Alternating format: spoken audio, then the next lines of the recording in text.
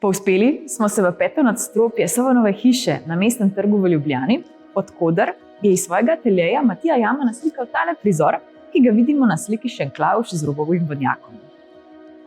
Med letoma 1929 in 1935 je nastala serija 9 slik s šenklauvškim motivom, ki ga je Jama lahko ogledoval skozi okno iz mansardnega ateljeja v 5. nadstropju Sovanove hiše na Mestnem trgu. Največja in zadnja slika v seriji je nastala po naročilu Banovinske uprave.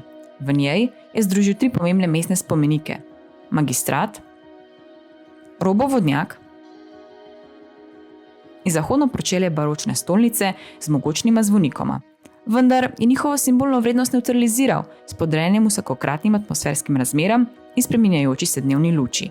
Na tej sliki je Matija Jama motiv zajel iz ptičje perspektive na jasen poletni popoldan.